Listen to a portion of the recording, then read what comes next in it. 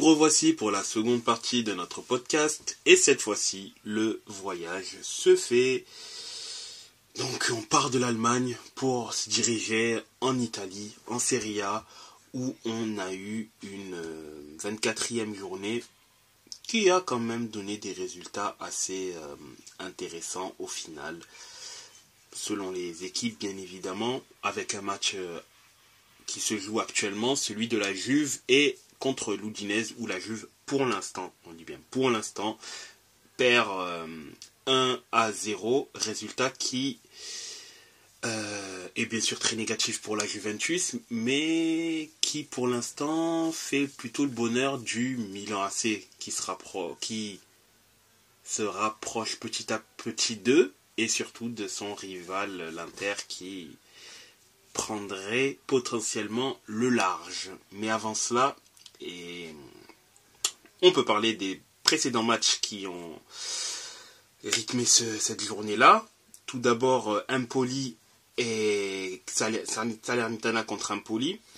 Résultat positif du côté d'Empoli qui gagne 3-1 contre la Salernitana. Ça leur donne ça leur fait du bien parce que ça leur permet de prendre quelques petits points en plus par rapport à la zone rouge où ils prennent 2 points d'avance sur l'Hellas Vérone. Malheureusement, ce match-là a également condamné le coach de la Salernitana, Pippo Inzaghi, qui a été remercié. Malheureusement, a été remercié et donc il n'occupera plus le poste de coach de la Salernitana. La Lazio qui se remet à l'endroit après avoir perdu contre l'Atalanta et fait match nul contre Naples, puis s'est fait écraser un peu plus tôt en Supercoupe contre l'Inter. Mais suite à 3 matchs du moins contre des adversaires en parenthèse directe, hormis l'Inter où c'était la Supercoupe d'Italie, la Lazio avait quand même, je pense, à cœur de vouloir renouer avec la victoire, retrouver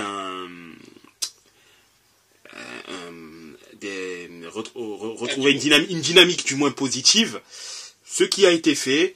D'ailleurs, fun fact, Immobile a marqué, pas sur penalty, mais il a marqué dans le jeu. Oui, c'est possible, oui. Tiro peut marquer dans le jeu, oui, voilà, on le signale. Et Felipe Anderson également clôt la marque 3-1.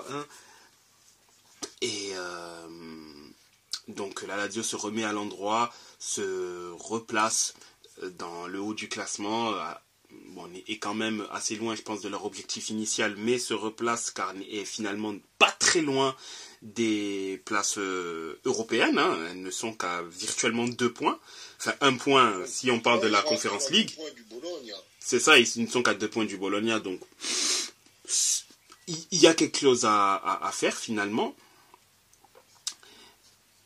Torino qui fait match nul contre Sassuolo. Torino qui est ça fait 5 matchs qu'ils ne perdent plus. Écoutez, tant mieux pour eux, mine de rien, ils se maintiennent. Il y a quand même une distance entre eux et les places européennes, mais ils ne sont pas très loin de Naples. Ils sont qu'à 2 points de Naples, 3 de la Lazio, virtuellement 4 de la AS Roma, donc ils ne sont pas très loin. Mais il y a quand même un petit gap avant d'éventuellement jouer l'Europe. D'ailleurs, petit but... C'est un petit peu comme la Fiorentina qui en a mis 5 à Frosinone. C'est ça. La Fio qui se sont bien repris aussi, mais qui avec leur série de matchs sans victoire, c'est un petit peu écarté du top 4. Mais ils sont aussi, comme la Lazio, ils sont à 2 points de Bologna, à 5 points de l'Atalanta. Donc ils ne sont pas lâchés pour les places en Coupe d'Europe. Exact, ils sont pas lâchés. C'est vrai que c'est dommage eux qui faisaient un très très bon début de saison d'avoir un peu lâché et donc avoir perdu de la distance, mais là ils se sont sur ce match-là du moins ils se sont ils se sont remis à l'endroit et ça a été un feu d'artifice, on va dire. Quasiment tous les joueurs offensifs ont marqué, bon, sauf Beltran, mais ils se sont tous remis en confiance et donc c'est positif pour eux, du moins. En plus, si je raconte pas de bêtises, il me semble que c'est leur première victoire en 2024 en championnat. Parce que leur dernière victoire remonte au Torino. Oui. Et après, c'est ça 1-0 au Sassuolo. C'est qualification en Coupe d'Italie, mais après, au tir au but après un 0-0 contre le Bologna. C'est 2-2 contre l'Udinese. C'est défaite contre le Napoli en Super Coupe d'Italie. C'est défaite contre l'Inter. C'est défaite contre la Lecce. Et là, victoire contre Frosinone. Donc, première victoire de l'année pour la Viola. C'est ça, exactement. Donc, peut-être un sursaut d'orgueil. Est-ce que ça sera juste un sursaut ou est-ce que c'est le changement de direction pour la Fio? Bonne question. Bonne question, effectivement, à voir.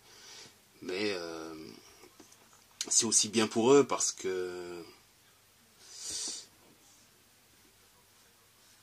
ils jouent encore sur plusieurs tableaux. Plusieurs tableaux, c'est ça exactement. Avec la Coupe d'Europe, ça va leur remettre aussi du baume au cœur. Et ils ne peuvent pas lâcher parce que les autres s'imposent aussi. C'est ça. Les équipes devant eux s'imposent, que ce soit le Bologna, que la mis 4 à Lecce, que ce soit l'Atalanta, qui en a aussi mis 4 au Genoa. D'ailleurs, on peut noter que le Bologna s'est imposé sans son super joueur qui est Zirkzee. C'est ça. On dit que l'Atalanta a à nouveau vu son super belge marqué. Ouais. L'Atalanta, c'est vraiment l'une des équipes les plus en forme de la fin d'année 2023. Bon, ils avaient perdu contre Bologne 1-0, hein. Et hormis cela, c'est vraiment hormis cela, c'est vraiment l'équipe qui est le plus en forme. Ils se sont remis à l'endroit et ils enchaînent les victoires. Ça va être un match. Autrement, faut attendre faut remonter à une défaite face au Torino à Turin 3-0 le 4 décembre. C'est ça. Pour voir une défaite.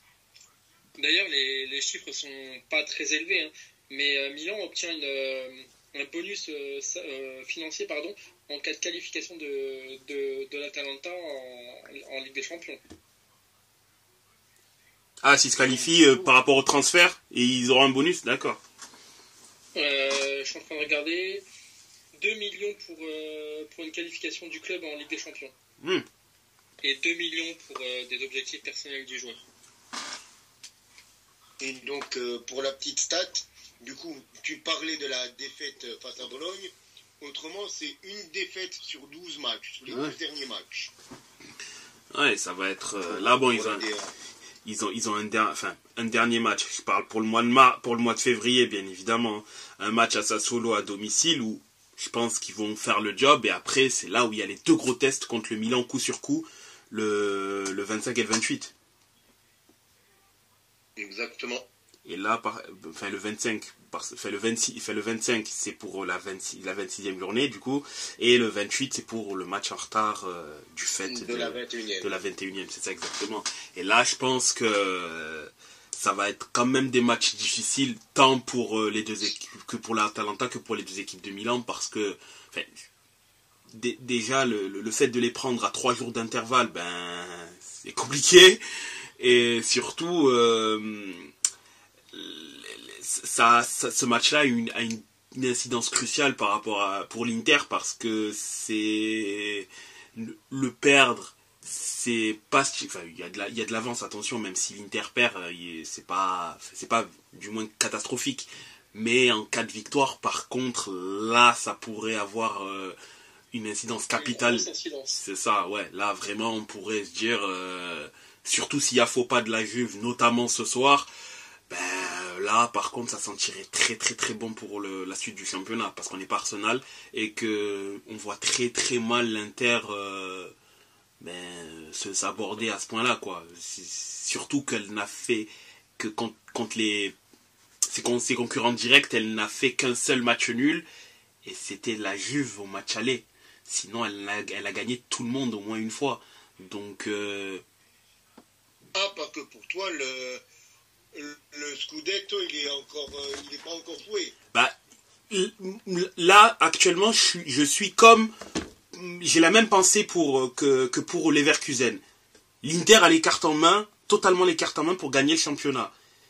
Par contre, avec la défaite de la Juve, ça met virtuellement l'Inter à moins, donc ça met l'Inter à moins 7. C'est vrai qu'à moins 7, je suis à plus 7, c'est vrai, parce que l'Inter est premier.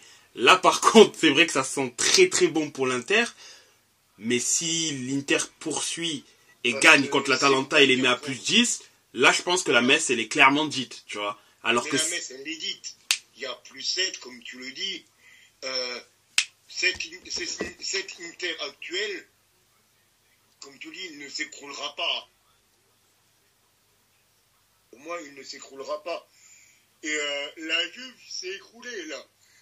Il y avait une possibilité. Mais il fallait ne pas s'écrouler avant l'Inter. Il fallait gagner Empoli. Il fallait faire un résultat contre l'Inter. Et après, tenir la baraque. Problème, on a fait match nul contre l'Empoli. On a perdu contre l'Inter. Et on repère contre l'Udinese. Derrière, donc... tu ne peux pas jouer le Scudetto dans ces conditions-là. Ouais, mais Allegri pourrait être reconduit pour l'année prochaine. À part ça, tout va bien. Mais là, il n'a pas besoin d'être reconduit. Son contrat est jusqu'à l'année prochaine. Oui, je sais, mais je veux dire, oui, mais il sera pas. Il pourrait ne pas être limogé à la fin de cette saison, quoi. Mais oui, parce qu'on joue le top 4, tu comprends? On joue le top 4. Franchement, être à la Juve et dire on joue le top 4, c'est n'importe quoi. Et bientôt, ça sera quoi? On joue la première partie de tableau? On joue la Coupe d'Europe? On joue le maintien? Ça a été nous pendant 10 ans, ça. Ah ben vous, c'est pas nous. Vous, votre devise, c'est pas gagner à tout prix, quoi. Gagner est la seule chose qui compte. Bah non, parce que nous, on n'a pas besoin d'une devise pour ça. C'est déjà un mode de vie, déjà, de base. Ah bon? Enfin, c'est censé en être, en tout cas. Bah, faudra que tu m'expliques quand, hein. Ah, t'inquiète. Faudra que tu m'expliques quand vous aurez au moins 2 étoiles sur le maillot. Parle mal. Oh, rigole pas, toi, tu l'as pas non plus encore ta 2e étoile, hein. Pas encore. Oh, Sergio Ramos, tu te calmes. En attendant, vous rigolez, mais vos 2 équipes cumulées, ça fait mon équipe, alors, hein. Tout doux, hein, les cocos. Ouais, mais on a plus de Ligue des Champions. On va se calmer, Sergio Ramos. Parce que 20 plus 19, ok, ça fait 39. Mais ça fait toujours encore un Scudetto de plus que nous, hein. Alors, hein, calma, hein, les Lombards. Ouais. Les Lombards, ils vont laisser détendre les lombaires. Elle est pas mal. Ouais, mais t'as combien de Ligue des Champions? Et vous avez combien de finales de Ligue des Champions? Ah oui. J'en ai moins, mais j'en ai plus. Vous avez combien de joués? Je pense que la Juve, on doit être une des équipes à avoir joué le plus de finales de Ligue des Champions. Certes, pas gagné, mais... Il jouait, je pense, ouais. Je pense que oui, au niveau finale de Ligue des Champions perdue, on doit être la pire équipe quand même. Oui. La dernière fois, le deuxième, c'est déjà être le premier perdant. Ah oui, c'est ça. C'est ça. Oui, en perdu, oui. Je pense que c'est vous qui avez... Je suis quasi sûr que c'est vous qui avez le plus perdu.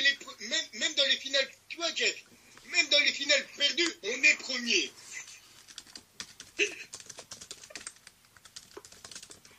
Quand je te dis que c'est un modus operandi à la Juve, on veut être premier dans tout, même dans les défaites.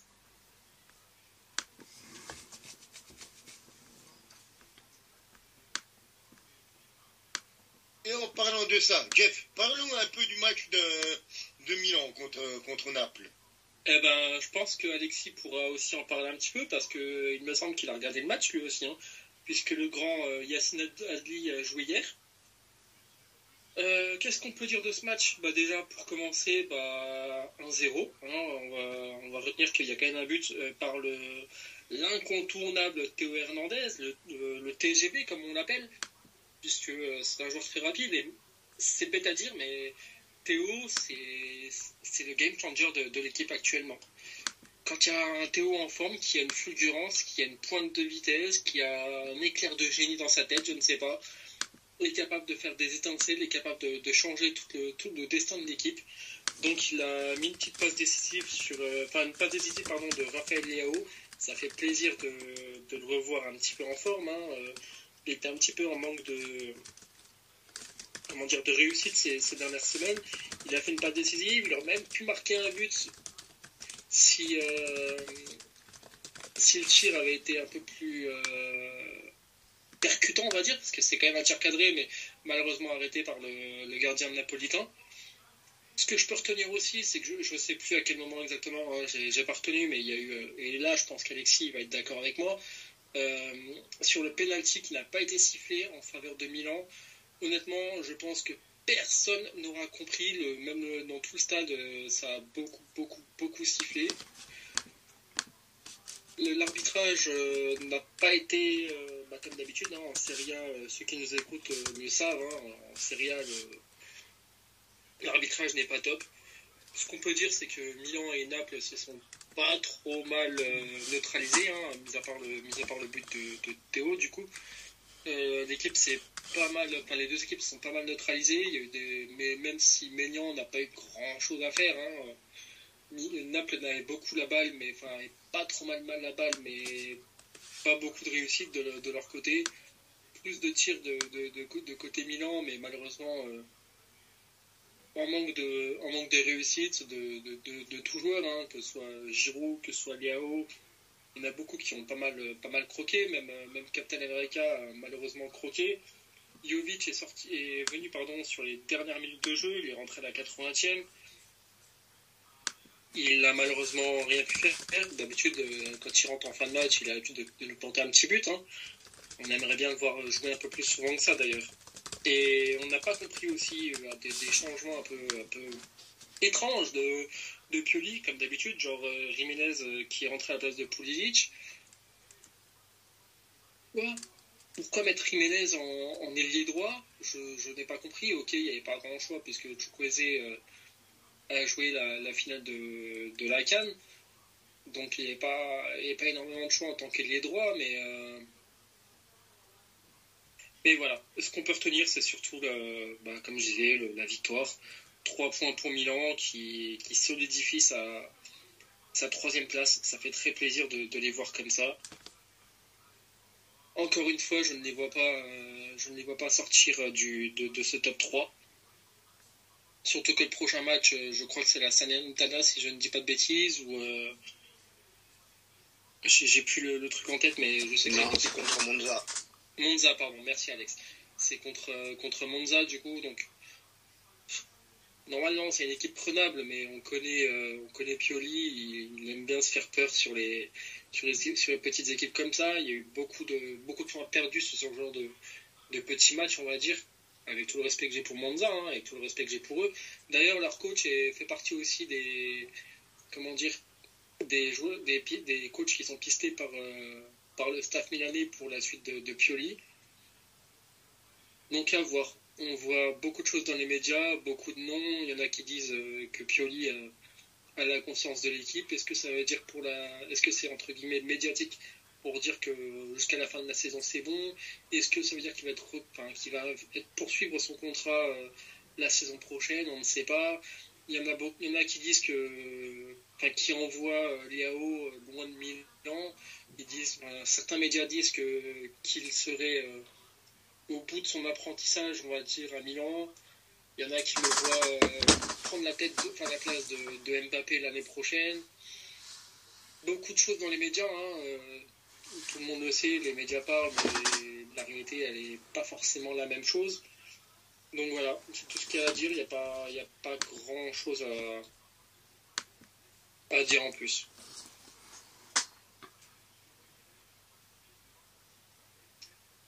Et si notre cher Cyrus nous parlait encore un petit peu de l'Inter.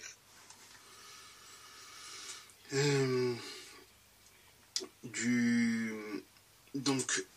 côté de l'Inter, après la très belle victoire contre la Juve qui a eu un effet très très positif, notamment sur les joueurs, du fait que ça a complètement en fait ouvert les portes d'un 20e titre.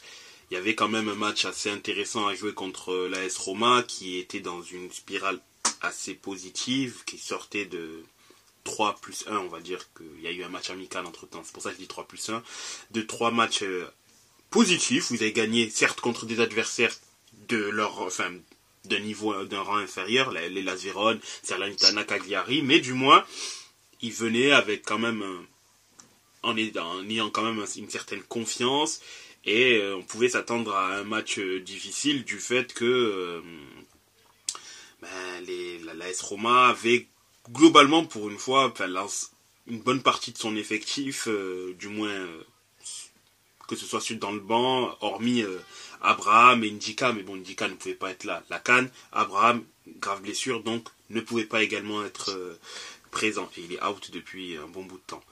Et pour le coup, j'ai même si c'est l'Inter qui va ouvrir la marque par l'intermédiaire d'Acerbi, Pellegrini pour moi fait l'un de ses meilleurs matchs depuis son retour de blessure qui a été effectué donc en novembre, de sa longue blessure en novembre.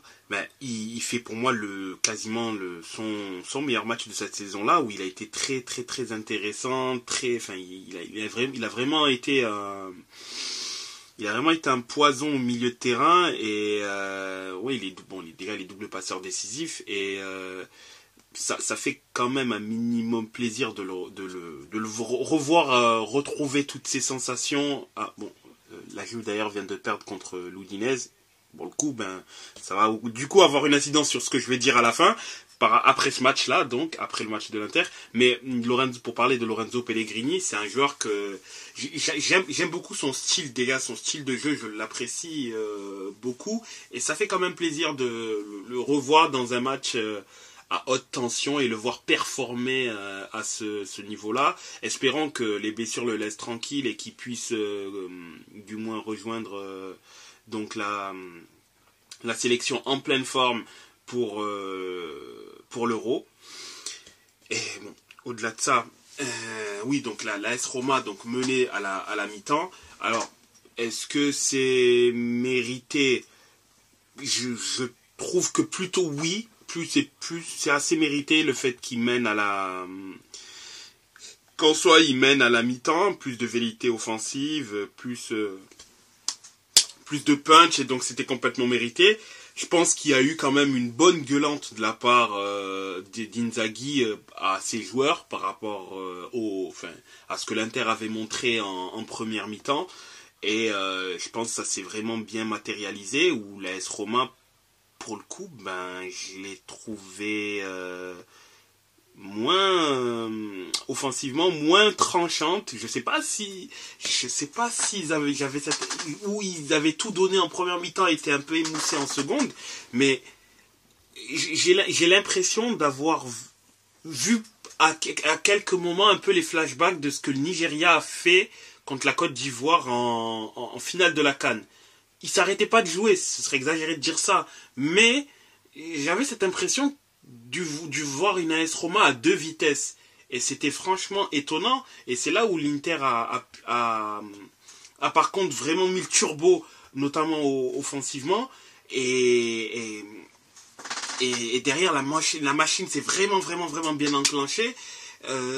Tu rames encore une fois décisif sur un match important. La provocation du contre son camp d'Angelino, le fait est qu'après à la toute fin de match le but de Bastoni, bon, entre parenthèses, c'est anecdotique, non, parce que le but de Bastoni et donc la victoire de l'Inter fait que ça active en fait la clause de rachat d'Arnautovic, et donc Bologne va encaisser 12 millions d'euros. C'est pour ça que je dis que c'est pas anecdotique, parce que au niveau financier pour Bologne, non, c'est pas anecdotique. Mais ouais, on a vu une Inter et une AS Roma à 2 vitesses sur ce match-là. Pour le coup, va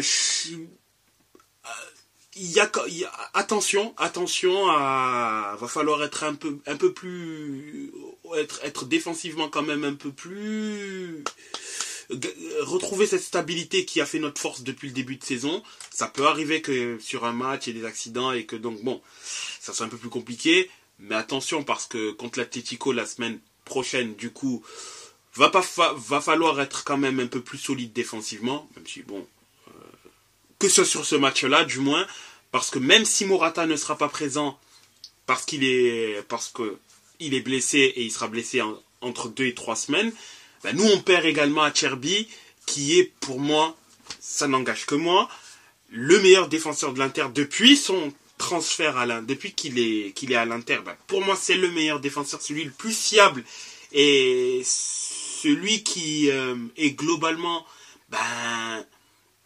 même si Bastoni est très bon, attention, et Pavard il est là depuis un peu moins longtemps, mais sinon Pavard globalement il joue à un très très bon niveau cette saison. Il est très très bon, l'un des meilleurs défenseurs de Serie A pour moi, et je trouve que c'est la meilleure décision qu'il a prise de sa vie de rejoindre l'Inter Milan, dans le sens où il retrouve son poste de prédilection, et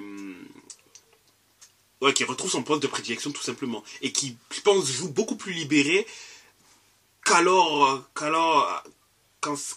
lorsqu'il jouait latéral. On savait que c'était pas son poste, on savait qu'il avait des limites, et je pense qu'à un moment donné ça a dû travailler le fait d'être tout le temps à la cible des critiques, en sachant que lui-même, à mon avis, devait se dire, mais attends, je sais que je suis très très bon défenseur, mais le fait de jouer à ce poste-là qui requiert des qualités que je n'aurais sans doute jamais, à un moment donné, ma valeur elle est bridée, et le fait est que l'Inter lui a assuré de pouvoir jouer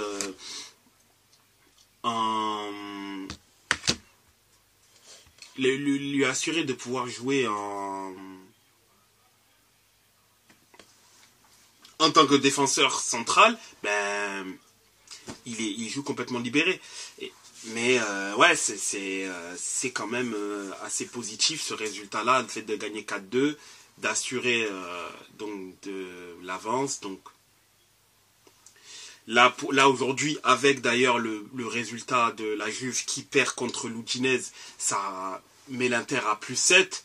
Là forcément il y a quand même un bon matelas, puisque c'est +1, c'est donc 2 matchs d'avance, en sachant qu'il y a l'Atalanta qui sera quand même un match difficile, parce qu'Atalanta c'est également une équipe très en forme en ce moment, mais en cas de résultat, même un match nul ça met à +8, donc éventuellement peut-être à +5, ça réduirait quand même l'écart, enfin oui, ça réduirait éventuellement l'écart, un match nul contre l'Atalanta, mais ça reste quand même un écart positif. Mais par contre, en cas de victoire contre l'Atalanta, je serais quand même affirmatif. Pour moi là, le titre il est fait, enfin voilà quoi, il y a pas à discuter, sauf blessure de Lautaro, Çalhanoğlu et Pavard et Sommer en même temps, autant dire que tu perds quasiment ton taulier à chaque poste,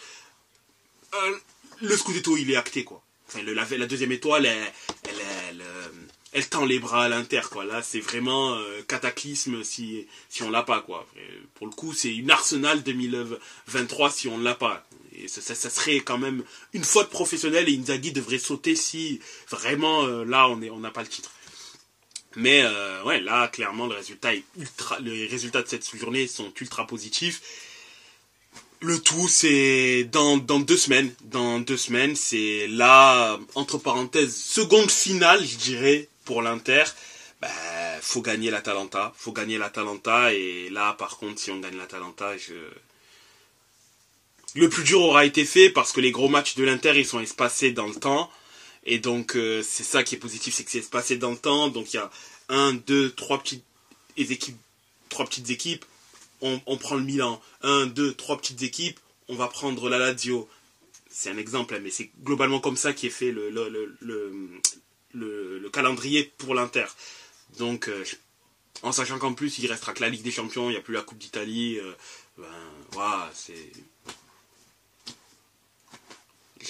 Ça risque d'être assez... Pour moi, le championnat, il est joué, hein, de toute façon, mon frère Cyrus. Il s'est joué 2-1 à Empoli, il s'est joué 2-2 la semaine dernière.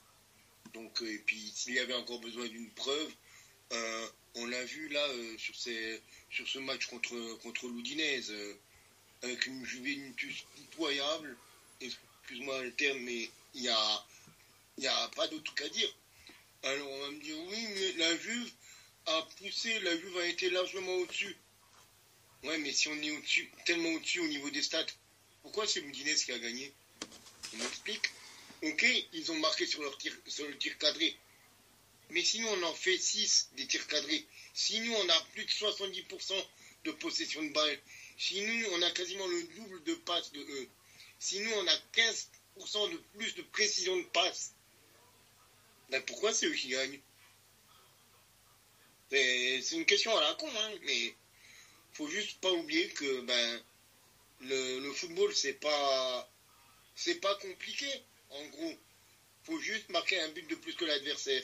Et même si l'autre a 90% de balles, qu'il a tiré 57 fois au but et qu'il a 1327 passes, s'il n'a pas réussi à mettre un but, toi, tu as fait 3 tirs et que tu as marqué un but, tu as gagné. Et c'est ce qui s'est passé sur ce match contre l'Udinese avec la Juventus. Ils ont tiré une seule fois au but. Ils ont tiré 8 fois au but au total. On a tiré 6 tirs cadrés. Donc, ce qui veut dire qu'on a quasiment fait autant de tirs cadrés que eux de tirs tout court. Mais eux, ils ont un seul tir cadré, ils l'ont mis dedans. Nous, on a eu 6 tirs cadrés, on n'a pas été foutus dans foutre un dedans. Donc, ils ont été plus efficaces que nous. Et l'efficacité, ça se paye dans le football.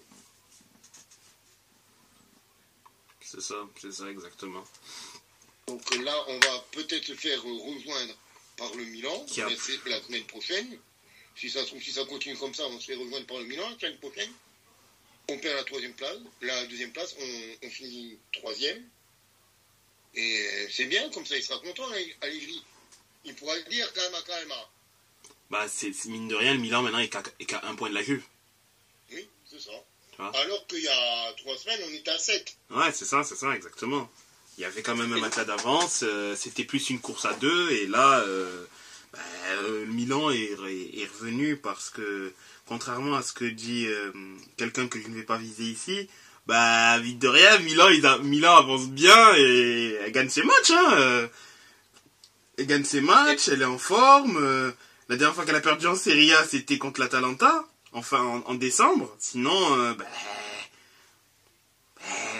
bon, c'est 2 fois. Vas-y. La dernière fois que l'Inter perd en championnat, c'était contre l'Atalanta. Bon, en coupe aussi, c'était contre l'Atalanta. Du coup, bon, c'est un peu compliqué contre l'Atalanta, j'imagine. En sachant que vous allez les jouer très bien dans 2 semaines également. Mais sinon, c'est positif. Hein. Vous avez gagné. Il y a eu match nul contre Bologne, victoire contre Naples, victoire contre l'AS Roma. Enfin... Sans compter que, comme je disais tout à l'heure, en plus, même si ça reste toujours des matchs pièges pour Pioli, Monza, c'est accessible comme match comme victoire.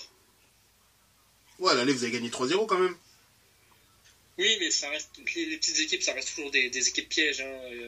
Je me rappelle d'avoir fait enfin, pas moi, bien sûr, mais je me rappelle que Milan a fait je crois que c'était la saison dernière, un 2-2 contre Salernitana, par exemple. Là, à l'aller, le Napoli, il était largement accessible. On menait 2-0 à la pause.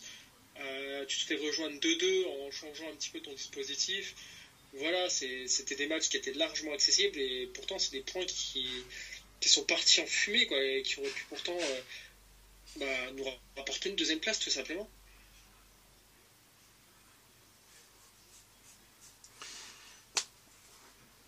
Ouais, c'est vrai. Mais en tout cas, du moins le Milan mine de rien, c'est également l'une des équipes. C'est l'une des équipes en forme, hein, pour faire un ordre d'idée. Sur les 10 derniers matchs, le Milan prend... l'Inter est la meilleure équipe d'Italie, du coup ils prennent 28 points sur 30 possibles. Le Milan, ils en prennent 23 sur 30. Et l'Atalanta est juste en dessous à 22. Bon, la Juve, elle est à 4ème à 20. Mais, tu vois, Milan, sur les derniers matchs, sur les 10, hein, je préfère prendre quand même une étendue globalement grande, tu vois. Sur les 10 derniers matchs,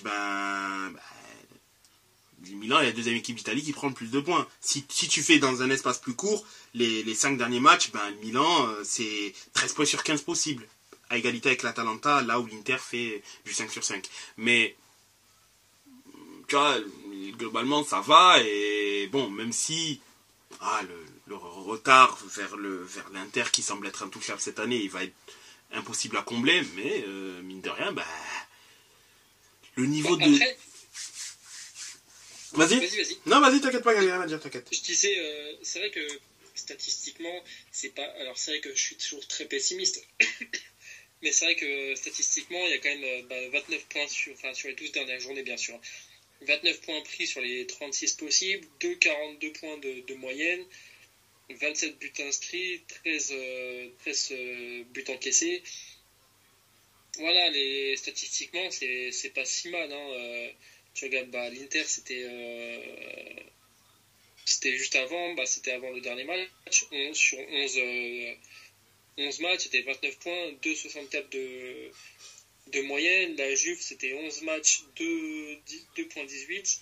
Et l'Atalanta, c'était sur 11 matchs, c'était 2 points pile d'ailleurs, par match. Ça va, c'est pas... J'avoue que je suis assez pessimiste, je suis là-dessus, je dis pas le contraire, mais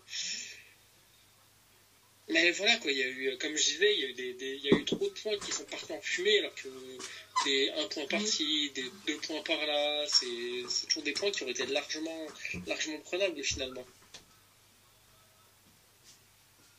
C'est ça exactement. Puis tu vois bien, il y a certains joueurs qui sont, comme je disais, il y a des joueurs qui sont pas mis à leur poste. Tu vois bien que Leao, il est utilisé différemment parce que le joueur en lui-même aurait pu scorer, à mon avis, plusieurs fois. Hein. Mais tu vois bien que le coach l'utilise différemment, d'un côté plus collectif. Hein. Même hier soir, il a fait une passe décisive. Enfin, il a tenté une passe décisive. Malheureusement, ça c'est pas rentré. Mais je suis certain que le joueur en lui-même, s'il avait été un peu plus en confiance, aurait pu la tirer lui-même et peut-être même le marquer le but. Je pense que le Leao qu'on a connu l'année du titre se serait passé 1000 fois dans le but.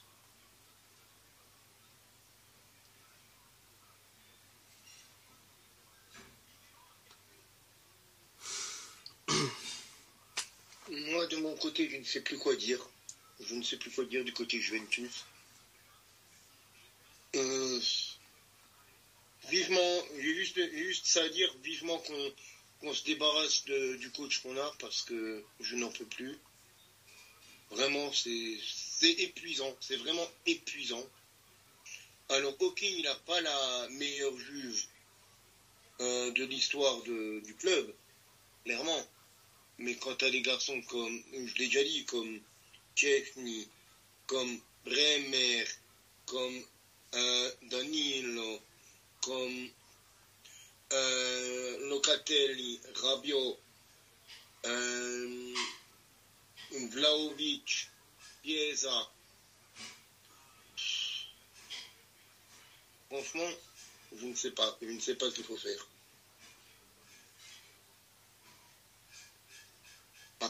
à part changer de coach, vite, le plus vite possible.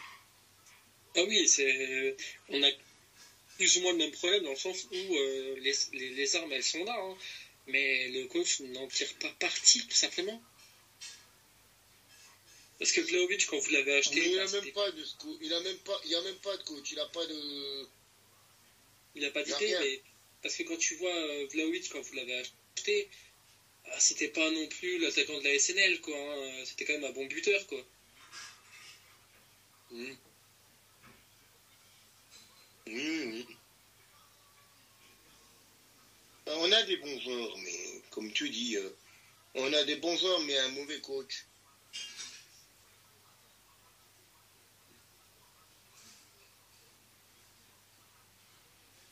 Bon, on va quand même faire le classement. Du coup, le classement. Avec l'Inter, qui est leader à 60 points, avec un match de moins que la Juventus et que le Milan. La Juve est deuxième avec 53 points. Le Milan, troisième avec un point de moins. L'Atalanta ferme la zone Champions League. Le Bologna est cinquième avec 39 points. La Roma est à un point derrière le Bologna, 38 points. La Fio et la Lazio sont tous deux à 37 points. Napoli 9e avec 35 points. Le Torino ferme la première partie de tableau avec 33 points. Le Monza est à 30 points. Le Genoa 29. Le Lecce à 24, 13e. Frosinone est 14e à 23 points. L'Udinese avec son bon résultat du coup est 15e. Empoli est 16e, Sassuolo est le premier non relégable avec la 17e place et 20 points. Un point devant le 18e, le Hellas Vérone, qui lui-même est à un point du 19e Cagliari. Salernitana avec 13 points et 2 victoires cette saison ferme la marche.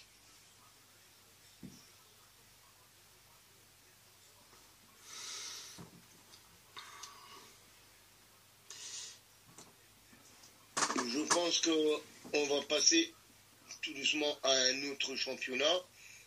On peut faire peut-être vite fait la première ligue. Il nous reste encore un petit peu de temps avant de faire une pause. Qu'en pensez-vous ? Oui, en effet. En première ligue, d'ailleurs, Chelsea vient de prendre le dessus sur Crystal Palace par un doublé de Gallagher.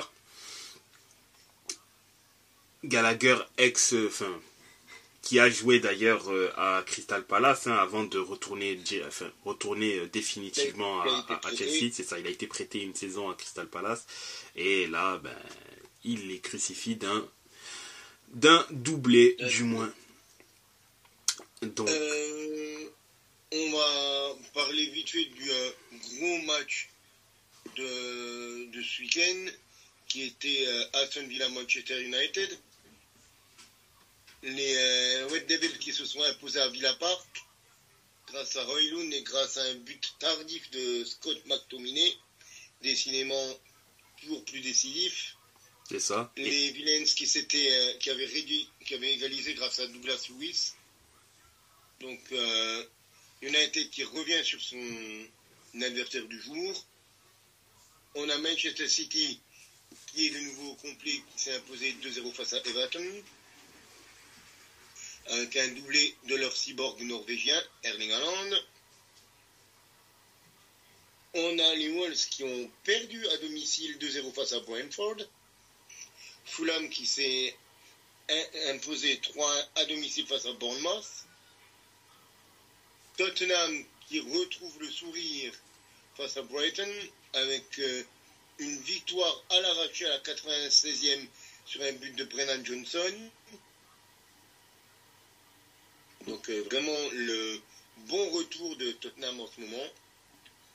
Sheffield s'est imposé à Luton Town dans le derby, on va dire, des mal classés face aux Hatters, 3-1. Liverpool s'est facilement imposé face à Burnley à Anfield 3-1, avec notamment encore un but de Darwin Nunez. qui se réveille de nouveau cette saison, enfin en tout cas sur cette deuxième partie de saison. Newcastle qui allait s'imposer sur la pelouse de Nottingham Forest, avec notamment un doublé d'un ancien de Ligue 1, Bruno Guimaraes.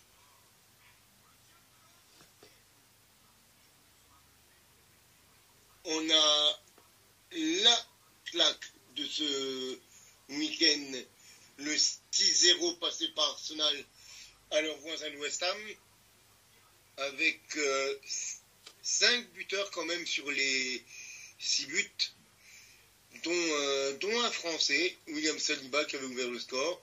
Mais 5 buteurs pour 6 buts, pas mal pour les Gunners.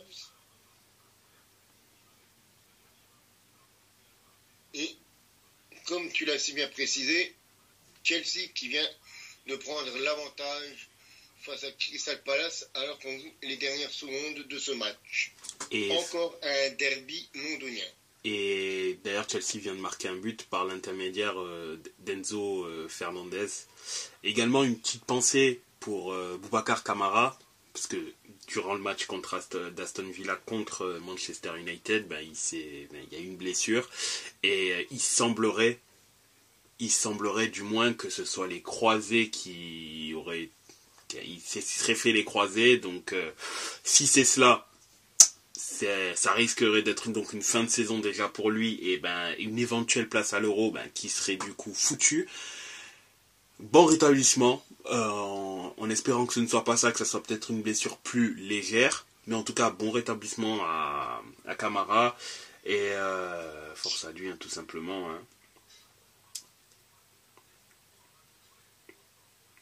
Tout à fait, c'est un jeune joueur prometteur français.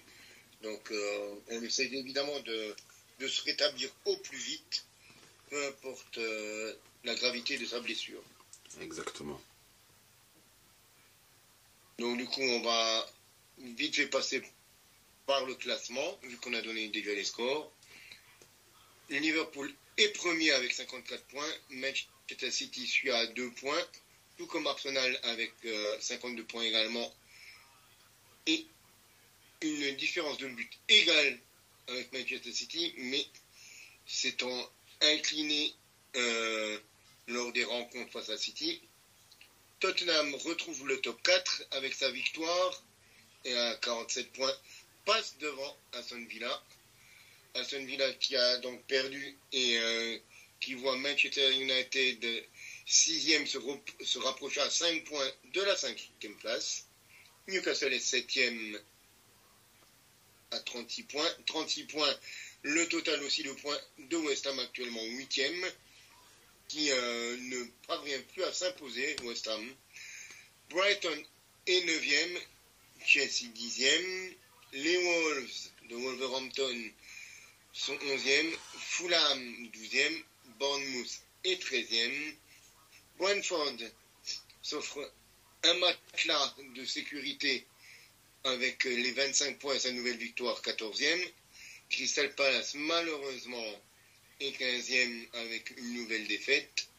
Nottingham Forest est 16e. Luton Town est pour l'instant hors de la zone de relégation avec 20 points. À 1 point d'Everton avec 19 points. Burnley et Sheffield ferment la marche avec 13 points. Merci pour ces informations.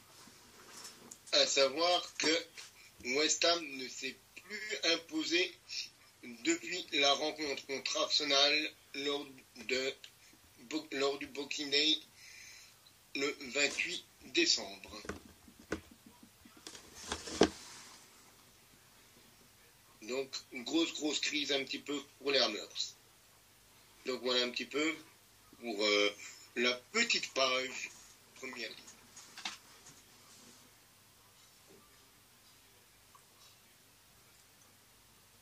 On peut éventuellement également parler de ce qui s'est passé en Espagne aussi, qui est rythmé par le gros match qui allait, on peut le dire grossièrement, décider du titre. Est-ce qu'il allait avoir une course au titre ou relancer, ou du moins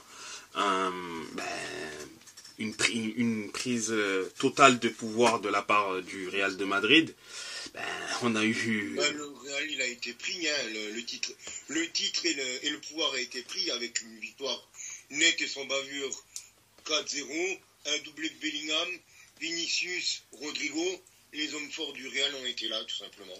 C'est ça, et malheureusement, Girona, elle n'a pas du tout existé sur ce match-là.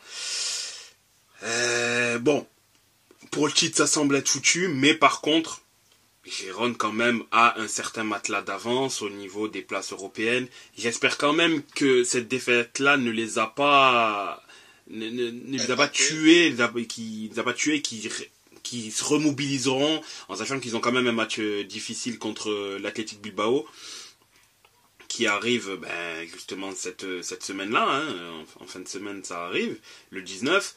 Donc j'espère qu'ils arriveront à vite se remettre à l'endroit et qu'ils arriveront quand même à ne pas tomber, même si les espoirs d'éventuels titres maintenant semblent quand même assez foutus, malgré cette... De toute façon, ils n'ont pas trop grand-chose à craindre, en tout cas du Barça, qui n'arrive même plus à s'imposer contre Grenade. Il a fait un but encore de mon chouchou Robert Lewandowski. Il a fallu encore un grand Lamine Yamal pour sauver le Barça. C'est une équipe comme Grenade, je trouve que c'est... c'est compliqué.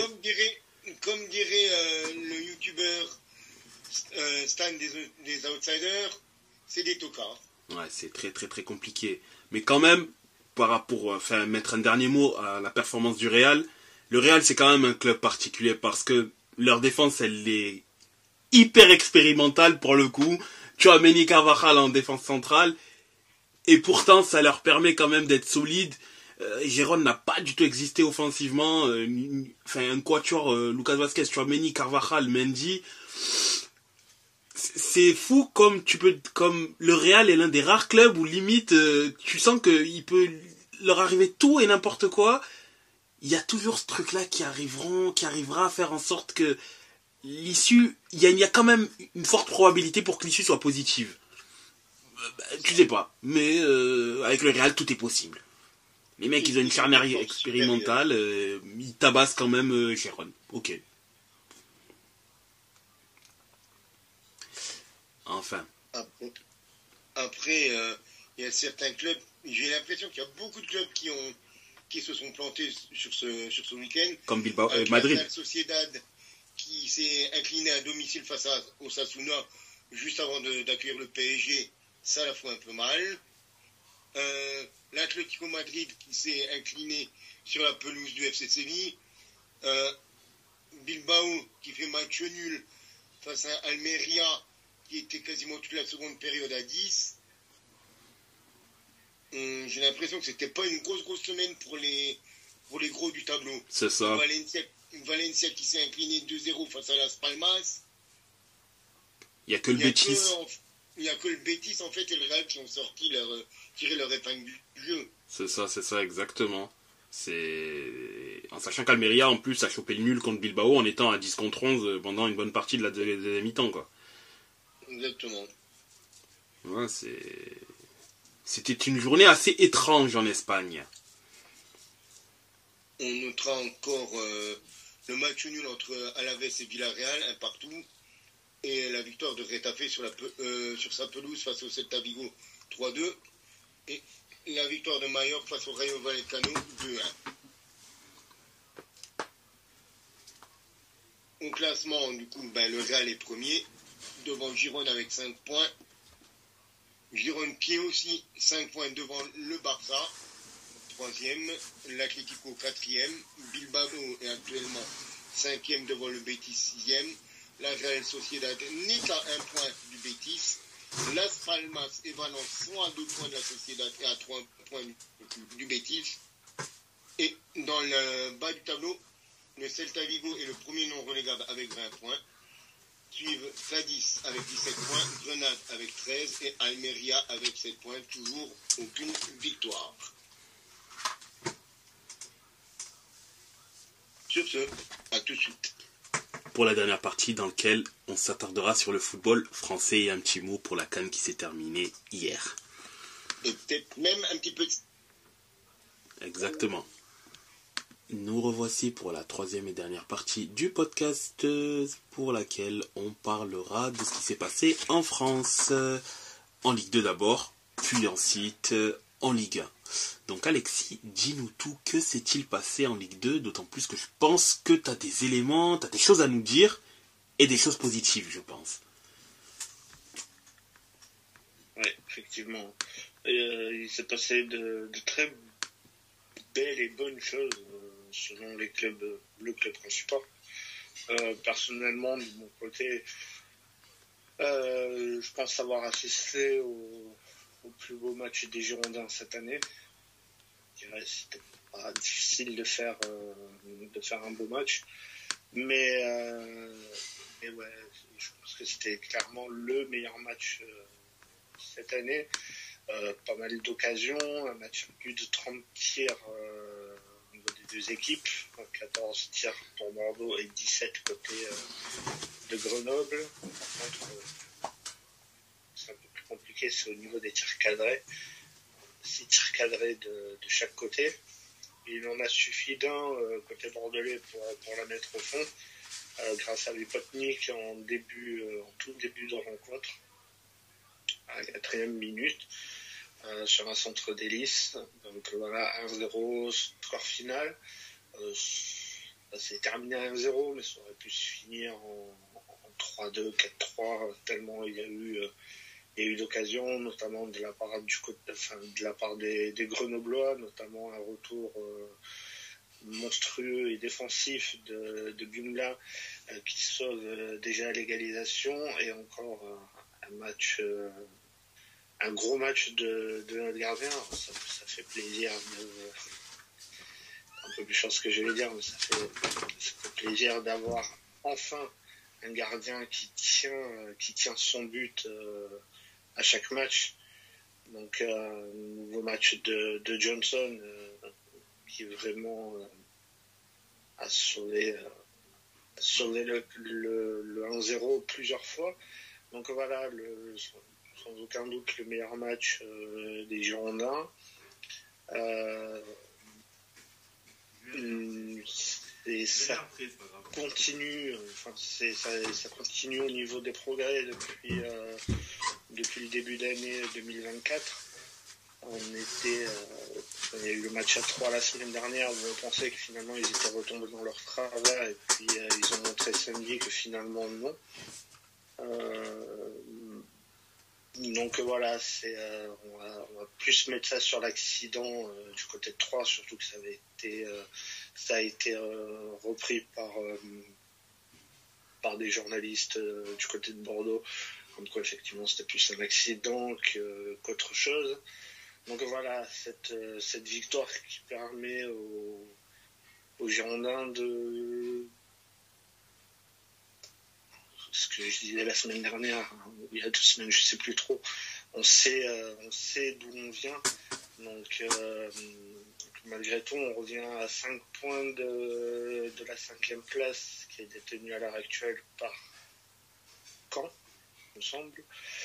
Là, 5 points, ça va très vite. Hein. Les 2 prochains matchs, c'est des équipes juste classées devant Bordeaux qu'on va affronter, à savoir Amiens lundi prochain et Guingamp dans 10 jours, 15 jours. Donc voilà, là on pourra se dire que si on prend... Enfin, le pire, hein, c'est que je pense qu'on est capable de prendre 6 points sur ces 2 matchs, comme malheureusement on est capable aussi d'en prendre aucun sur les 2, parce que c'est Bordeaux, parce qu'on sait comment ils procèdent depuis plusieurs matchs. Ça peut être bon comme ça peut être du très mauvais. Et encore, ça peut être bon et des fois ils peuvent perdre. Donc voilà, ça revient à 5 points de la 5e place. Il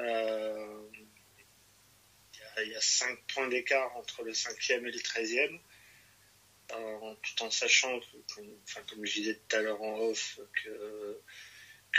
Grenoble donc 3e et Laval, enfin Grenoble a perdu et Laval a fait match nul, donc ça commence mine de rien à se resserrer également sur les places 3 et 4.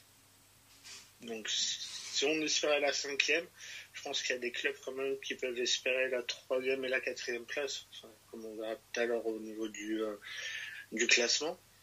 Mais ouais, c'est la bonne opération du week-end. Il y a d'autres équipes qui font des bonnes opérations, mais au niveau de Bordeaux, oui, c'est la bonne opération du week-end. Comme je disais tout à l'heure, ça confirme les progrès vus depuis le début d'année.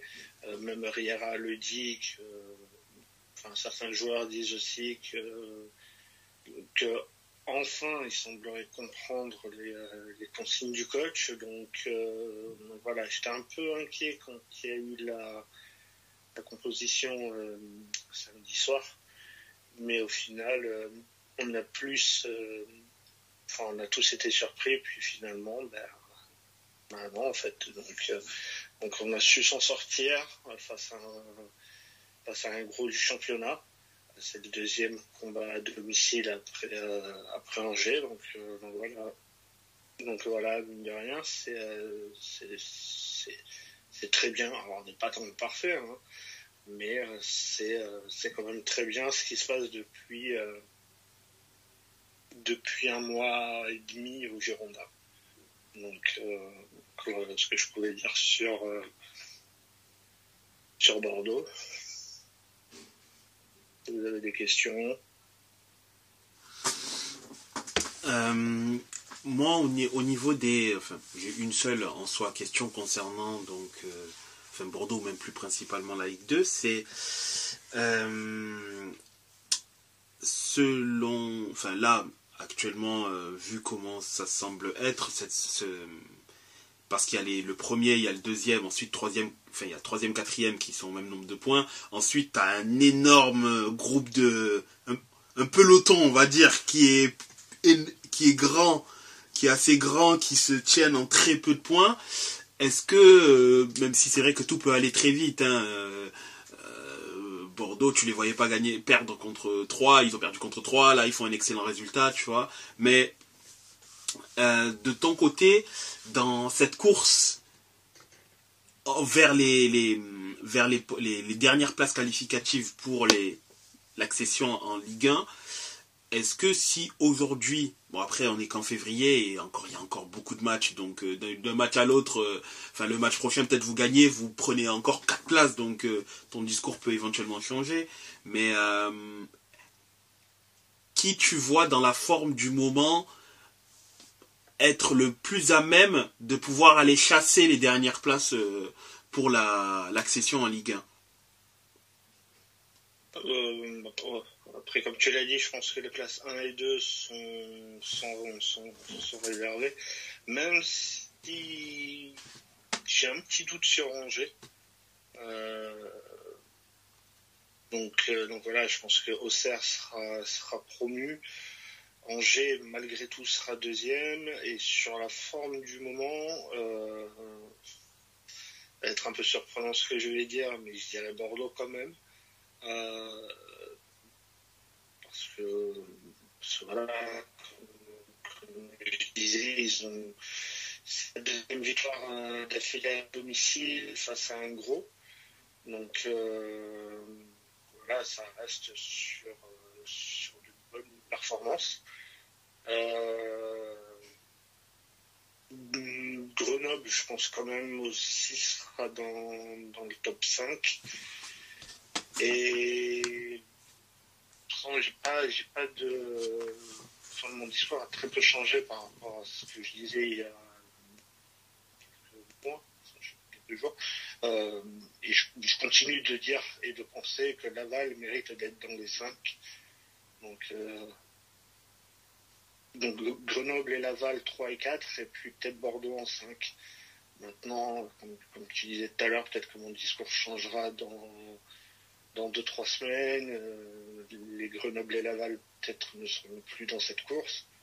Donc sur la forme du moment, je reste plutôt sur Grenoble-Laval et la forme du moment. C'est un peu compliqué quand tu vois les matchs de Laval, mais on va dire que Laval c'est plus par sympathie parce que voilà ils sont en haut depuis quasiment le début de la saison.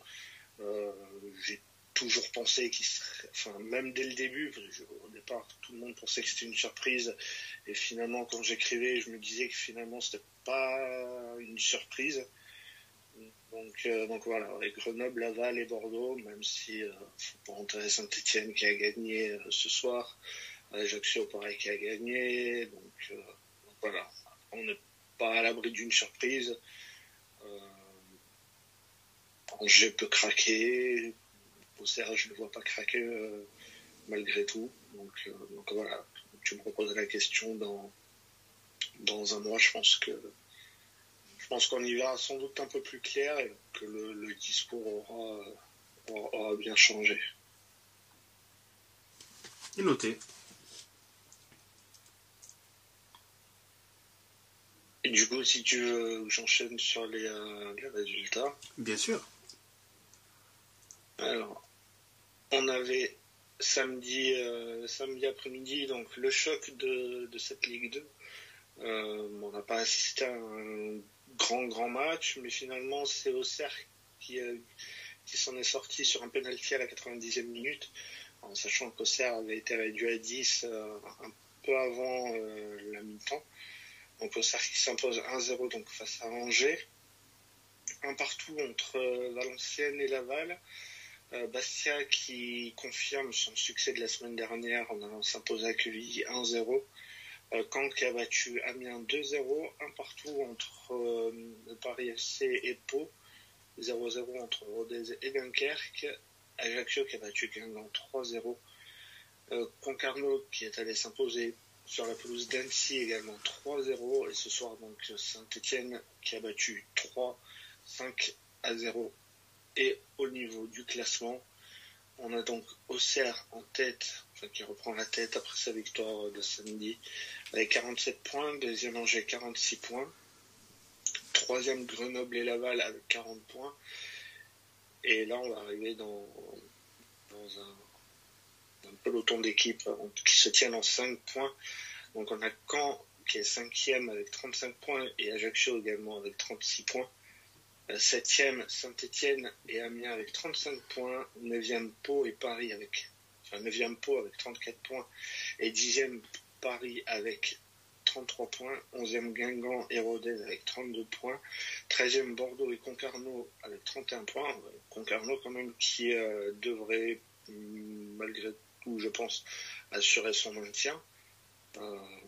Ils les avaient mis au niveau des équipes surprises en début de saison et ça semble se confirmer. Bastia qui est 15e avec 29 points, 16e 3 avec 27 points. Attention quand même aux Troyens. 17e Dunkerque avec 24 points. Annecy est 18e avec 23 points. 19e Quevilly avec 21 points. Et 20e et dernier, c'est Valenciennes avec 15 points. Et au niveau des matchs de ce week-end, on enchaîne également avec un nouveau choc. C'est Angers qui recevra Saint-Etienne, donc samedi à 15h. Et à 19h, on aura Bastia-Rodez, Guingamp-Caen, Annecy qui recevra donc les leaders Auxerre, Pau-Quevilly, 3 Grenoble, Laval qui recevra Ajaccio, Dunkerque qui recevra Valenciennes, Concarneau qui recevra le Paris FC, et la journée qui se terminera lundi soir avec Bordeaux qui sera en déplacement sur la pelouse d'Amiens. C'est noté, en tout cas. Si je voulais dire également aussi au niveau des buteurs, on a le top 5 des buteurs, parce que je viens de le trouver. Alexandre Mendy qui est en tête avec 16 buts, Sambou Soumano avec 11 buts, suit derrière Diony avec 10 buts, comme Pape Messaba avec 10 buts, et le 5e c'est Andreas Soutonji de Rodez avec 9 buts, et derrière également suit Gauthier Hein, Ibrahim Sissoko et Moussa Silla. Donc voilà. Eh ben tip top, merci. Et ça, c'était top. C'était top, exactement. Par contre, en Ligue 1, ça se risque pas d'être top. Tout dépend pour qui, bien évidemment. Hein. Et... Durand. Pourquoi tu dis ça? Ah, moi? Oh, c'est pas... C'est pas comme si, à domicile, une certaine équipe avait buté contre une équipe qui n'avait pas vu gagner de match depuis quasiment 6-7 matchs, si je me trompe pas, hormis match amical. 8. Ah, voilà, 8 mi-match. Eh ben, ils ont toujours pas gagné, hein. Ah, ben, ils ont pas perdu, les gars. Ils ont pas perdu. C'est déjà quand même au moins positif à ce niveau-là. Et...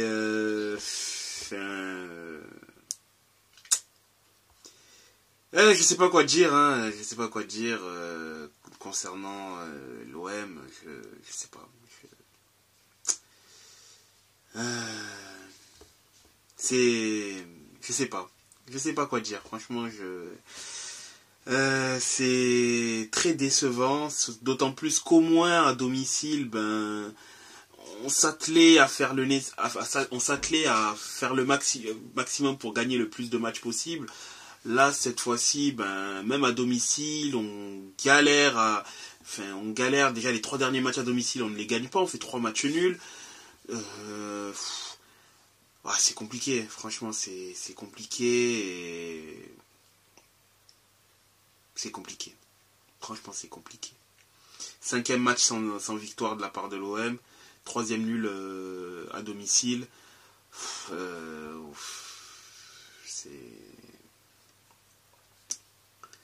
C'est navrant. Franchement, c'est navrant. Je sais pas. Je sais pas quoi dire. Je sais pas. Je sais pas. C'est très compliqué de décrire les mots de cette équipe-là. Et non, je dirais même pas qu'ils sont nuls. En fait, je sais pas en fait quoi penser d'eux. Je sais pas quoi penser d'eux. Franchement, je sais pas. Je suis point d'interrogation. Voilà. Point d'interrogation. Je sais pas.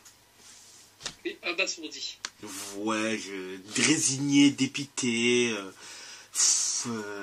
Ouais, je dirais résigné. Ouais, résigné. J'arriverai pas à les comprendre. Je sais pas, j'arriverai pas à les comprendre. Et franchement, que.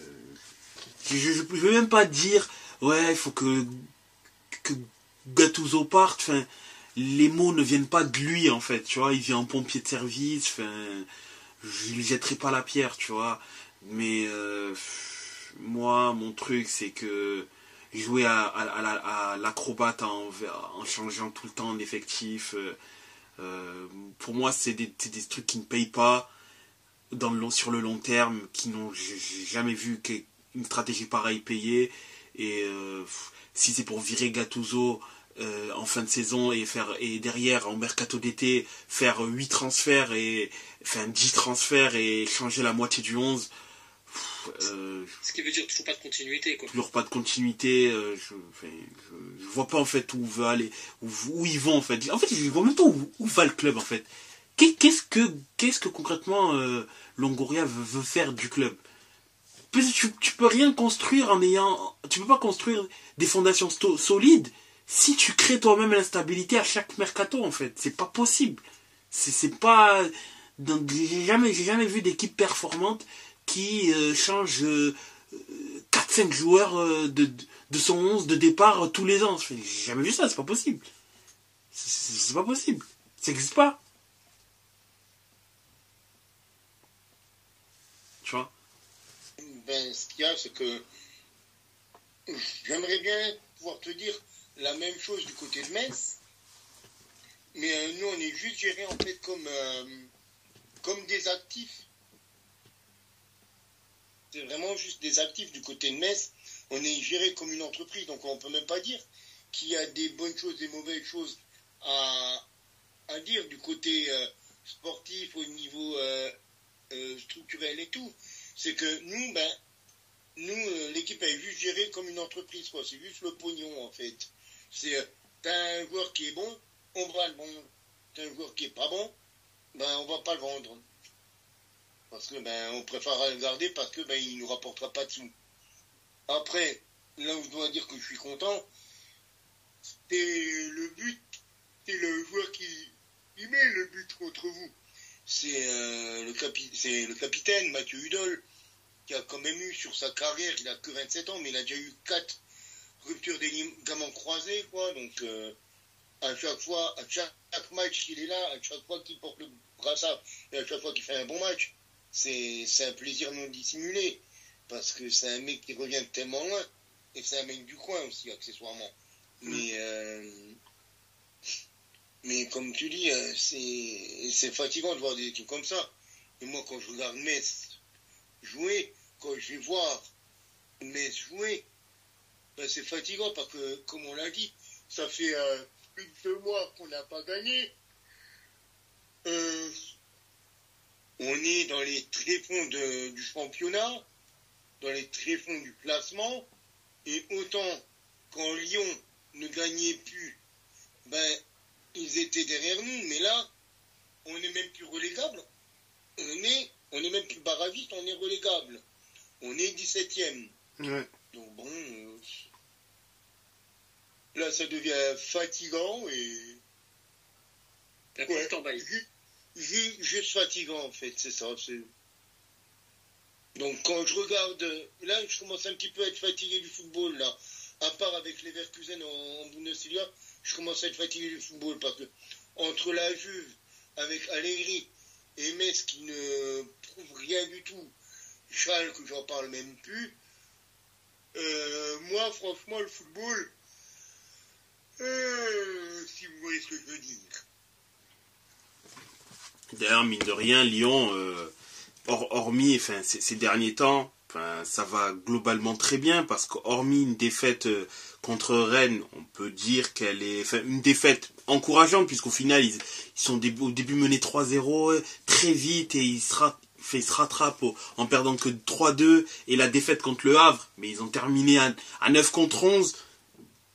Leur dernière défaite c'est contre l'OM, tu vois, c'est contre l'OM en début décembre, ils étaient encore sous l'eau et puis voilà, tu vois, et c'était une défaite logique, tant ça allait mal, mais depuis là, ben, hormis ces 2 défaites là, et une des 2 défaites, ils étaient à 9 contre 11, ben, au final, Lyon, ça fait que gagner, c'est des résultats positifs, et il semblerait bien que la machine soit lancée, peut-être ça finit, sûrement, on n'est même plus sûr de rien, mais a priori, même s'il reste quand même beaucoup de matchs, ça va être dur d'attraper l'Europe. C'est quand même à 13 points.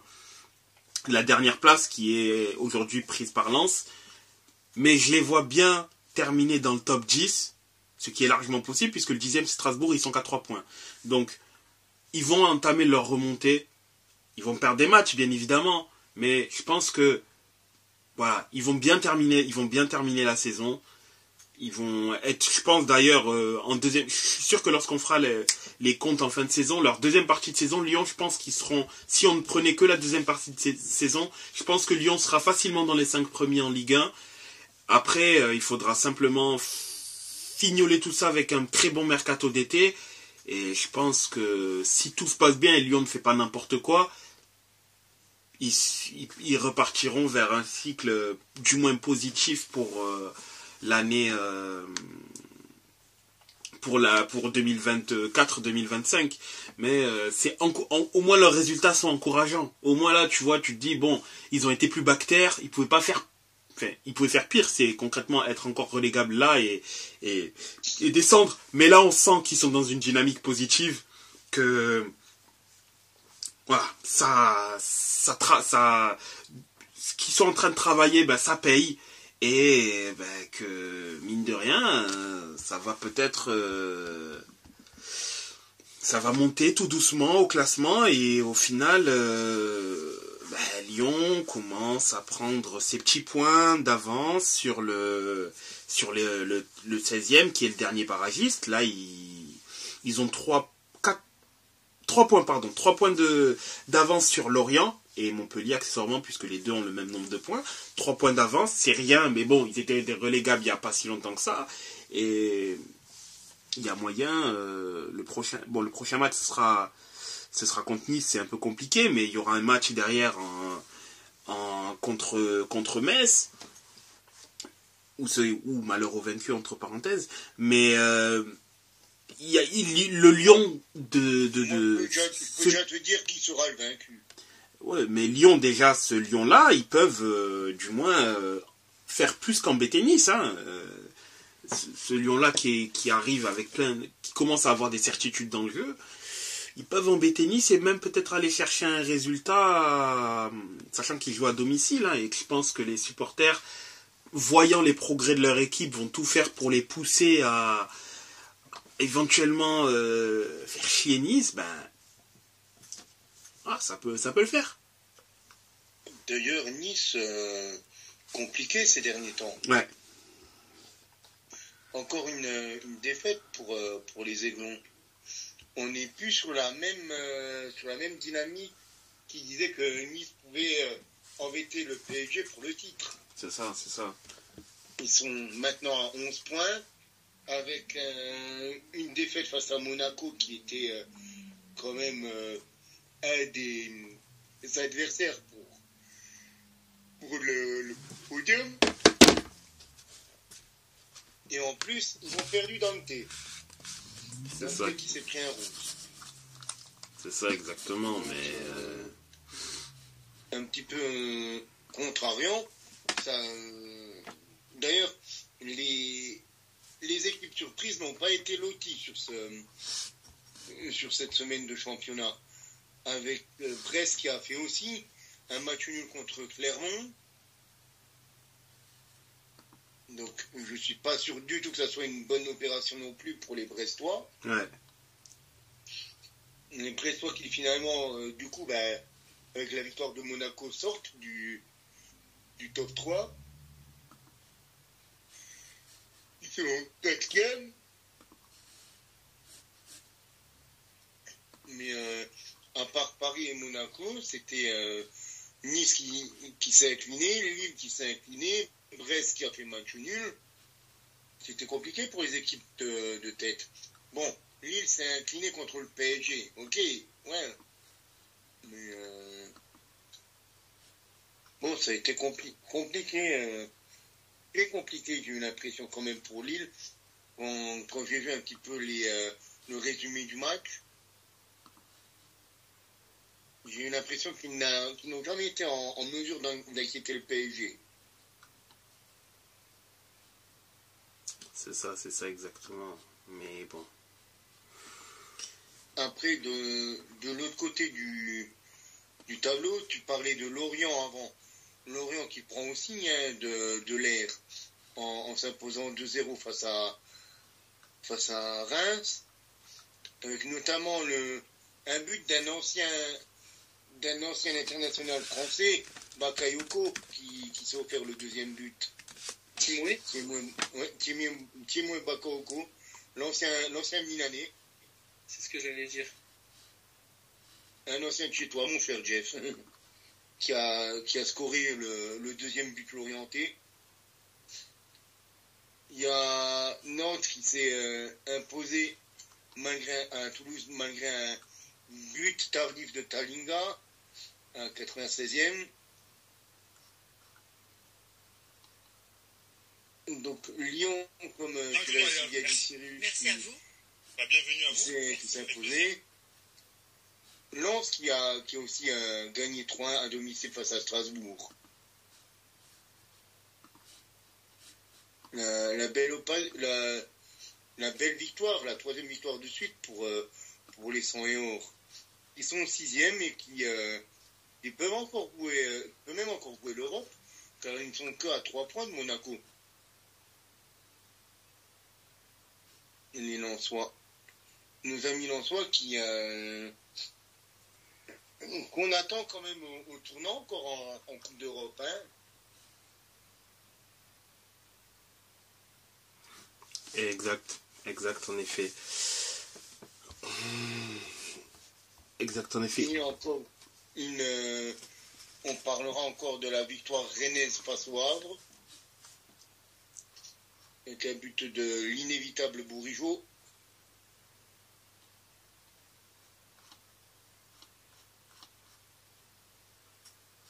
Et sinon, je pense qu'on peut passer au classement. Bien sûr. Quelqu'un a encore quelque chose à ajouter? Pas du tout. Non, bien sûr, tu peux passer au classement. Donc le classement, le PSG est solide leader avec une seule défaite en 21 matchs et 50 points. Nice est deuxième déjà, 11 points avec 39 points. Monaco complète le podium avec 38 points. Brest est quatrième à 1 point. Lille et Lens sont tous deux à 35 points, mais Lille avec une meilleure différence de but. Le septième, c'est Rennes, le Stade Rennais avec 31 points. On a deux équipes à 30 points avec Marseille, le huitième, suivi de Reims. Strasbourg ferme la première partie de tableau avec les 25 points à la 10e place. Le Havre est 11e. Nantes, 12e. Lyon, avec 2 victoires de suite, remonte à la 13e place. Toulouse est 14e. Montpellier est le premier non relégable, 15e avec 19 points. Autant de points que Lorient, mais qui a une différence de but défavorable par rapport aux Payadins. Metz est premier relégable à 2 points de Lorient. Le barragiste est clairement et à 1 point des Grenats pour fermer la marche. Donc pour les résultats de Ligue 1, nous en sommes là. Est-ce qu'on regarde encore un petit peu au niveau de ce qui va se passer en Coupe d'Europe cette semaine? Bien sûr. Bien sûr, oui. Alors, les matchs d'aujourd'hui, vu que nous venons de passer dans le mardi, au moment où on s'enregistre, c'est Copenhague-Manchester City, le RB Leipzig face au Real Madrid. On a pour mercredi le gros match que beaucoup de gens attendent en France, le PSG face à la Real Sociedad et la Lazio qui reçoit le Bayern. La semaine prochaine, on aura le PSV Eindhoven qui recevra Dortmund et l'Inter qui se déplacera à l'Atlético Madrid, ainsi que Napoli qui recevra Barcelone et Porto qui recevra Arsenal. Pour la Ligue des Champions, pour l'Europa League, qu'est-ce qu'on a pour l'Europa League, messieurs? Qu'est-ce qu'on a au menu? Eh bien, au menu, on a les playoffs. Les playoffs entre le Galatasaray et le Spartak Prague.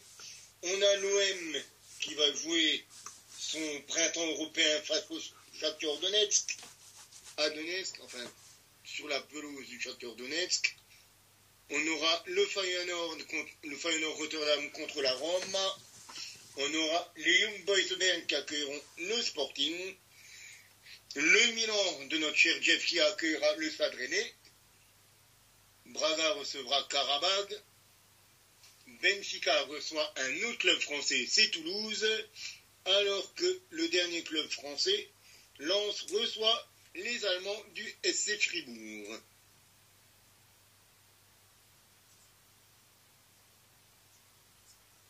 Et en Europa Conference League,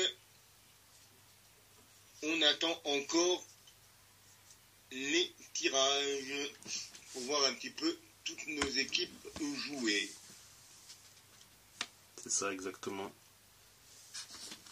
Avec notamment Lille.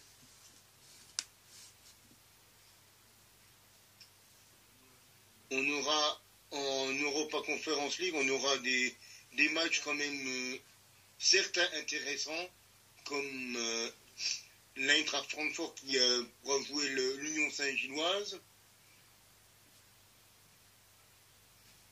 On aura le Betis Séville qui va jouer le Dynamo Zagreb, ou encore un Ajax Bodø/Glimt. Bodø/Glimt qui est abonné aux équipes néerlandaises car ils avaient joué le PSV Eindhoven la saison dernière.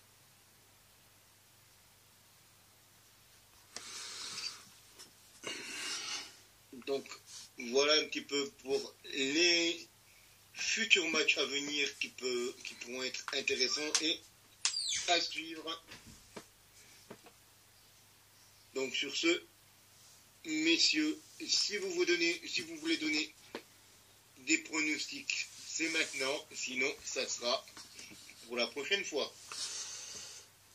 Alors, moi je pense que par rapport du moins au 8e de finale déjà de Ligue des Champions, je vois quand même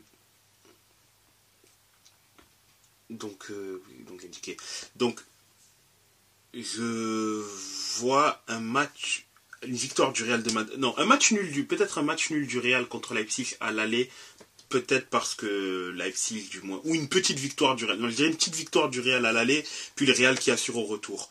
City gagnera, je pense, quand même à Copenhague. Je vois une victoire. Non, je dirais match nul de la Lazio contre le Bayern, parce que c'est là-bas. Je dirais match nul de la Lazio contre le Bayern. PSV Dortmund, je mettrai également une petite pièce quand même sur Dortmund. Je vois pas l'Inter gagner contre l'Atlético à l'aller. Étrangement, je les vois pas gagner. Je vois match nul. Plus s'imposer à Madrid. Ouais, je les vois plus gagner à Madrid, un genre de 1-0 ou un score globalement serré, mais je vois un match nul à l'aller. Je vois quand même le PSG s'imposer contre la Sociedad parce la Sociedad est malheureusement quand même assez... Elle a beaucoup de joueurs blessés malheureusement. Et je pense que ça... Des joueurs blessés et aussi ils sont sur une spirale pas positive. C'est ça. Et que même si le PSG est poussif, le fait est d'avoir des joueurs blessés et des joueurs importants blessés du côté de la Sociedad, je pense que ça va quand même les handicaper. Naples-Barcelone, franchement, je ne sais pas quoi penser des deux équipes. Je sais pas, moi... Il y en a une qui est plus malade que l'autre, en fait. Mais les deux... Voilà. Tu vois Barcelone plus malade que Naples? Non, c'est pour ça que je dis, il y en a pas une plus malade. Ah, plus... Ouais, bah ouais, c'est ça, exactement. C'est que sur le coup, c'est... Je sais pas. Je pense... Je suis pas sûr que le match finira par un nul, mais te dire qui gagnerait ce match-là, je saurais pas te dire. Franchement, vu l'état des deux équipes en ce moment, je saurais même pas te donner, je sais pas. Et je pense Arsenal fera quand même le job contre Porto, même si ce sera assez difficile. Mais je pense que ça... Il y aura pas un grand écart. Je pense qu'il y aura un but d'écart entre Porto et Arsenal, mais je vois quand même Arsenal gagner. Mais vraiment, le match sur lequel je pourrais pas te sortir de pronostic, c'est Naples contre le Barça. Je sais pas. Je vois à peu près comme toi. Bon, par contre, je vois quand même City s'imposer 2-0 sur la pelouse de Copenhague. 2-0 ou 3-1 à la rigueur si Copenhague arrive à marquer un but. Leipzig-Real Madrid, je vois un peu comme toi. Je vois Leipzig tenir tête au Real, un petit peu comme ce qu'ils avaient fait l'an dernier face à City. Ils avaient fait match nul, il me semble, à l'aller avant de se faire... Exploser, ouais, au retour. Ouais. PSG, Real, je pense que Paris va s'imposer quand même. Après, est-ce que c'est parce que j'ai un petit affect pour le PSG? Non, je les vois quand même supérieurs au niveau de... Pas forcément au niveau du jeu, mais au niveau des individualités, quoi. Quand tu as un joueur comme Mbappé dans l'équipe, qui peut te décider n'importe quel match à n'importe quel moment, voilà, quoi. Et puis, d'autres joueurs encore qui sont de très très grande qualité. Je vois par contre le Bayern s'imposer à la Lazio. Pareil que toi, je vois Dortmund gagner à Eindhoven. Inter Atlético, par contre, je vois peut-être faire un 1-0 chez vous. Moi, je vois plutôt dans l'autre sens. 1-0 chez vous et 0-0 à Madrid. Porto, Arsenal et Naples-Barça, on est à peu près d'accord. Je vois Arsenal faire peut-être même 2 buts d'écart. Je vois peut-être Arsenal, ou alors faire un 1-0 à Porto et puis faire un 2-0 ou 3-1 à l'Emirates. Et si je devais mettre une pièce sur un Naples-Barcelone, je mettrais quand même Barcelone parce que ils sont moins mal en point en Liga que Naples l'est en Serie A. Et il y a quand même Robert Lewandowski. Évidemment. Il y a mon boy RL9, évidemment. Qui a de nouveau marqué lors du match nul. J'ai oublié de le préciser tout à l'heure. Alors, le Barça est, on va dire, moins mal en point en championnat. Bah, après, t'es quand même le Barça, t'as une assise sur 90% du championnat. Le Barça s'est pété la jambe, tandis que Naples, ils sont sous Finio, quoi, on va dire. Ouais, oui, c'est vrai que oui. Si tu parles classement, en effet, le Barça il reste quand même mieux classé que Naples. Mais bon, si le Barça était à la position de Naples, Xavi serait déjà plus en poste aussi, déjà. Mais ce que je veux dire par là, c'est que, bon, c'est quand même... Déjà le fait d'être aussi largué en championnat, c'est déjà pas normal. Mais là où j'ai vraiment du mal à pronostiquer, c'est que le Barça c'est catastrophique défensivement. C'est ça le problème, c'est que oui ils sont armés pour pouvoir marquer des buts, etc. Mais derrière c'est tellement fragile que il suffira peut-être pas d'un grand Naples pour essayer d'accrocher un résultat. C'est ça en fait c'est ça qui est difficile, qui fait que je peux vraiment pas même mettre le Barça devant. C'est sa défense. C'est que tu te dis, Naples, c'est pas mieux. Mais ça peut vraiment pencher de l'un ou de l'autre parce que autant oui, le Barça est capable de mettre des buts, mais ils sont capables d'encaisser le même nombre de buts que ce qui marque. Parce que la défense cette année, c'est très très dur. Mais oui, sinon je comprends tout à fait.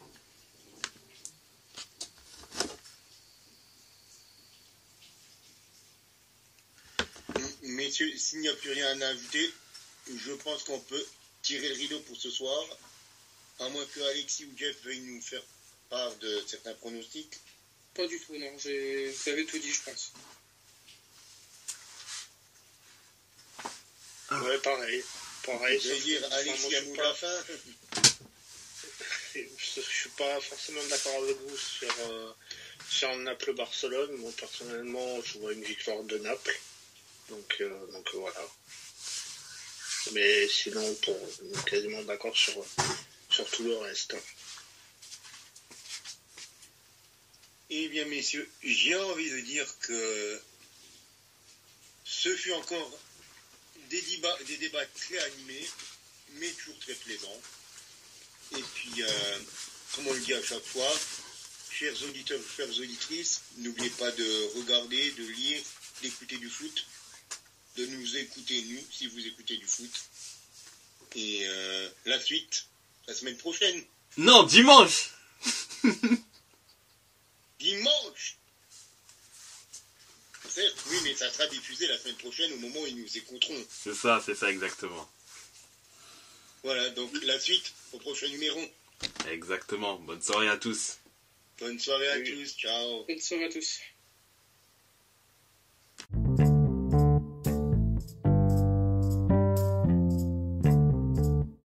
Petite page de pub, afin de pouvoir également suivre nos aventures littéraires, vous pouvez nous suivre directement sur Instagram, la page The Jacosphere.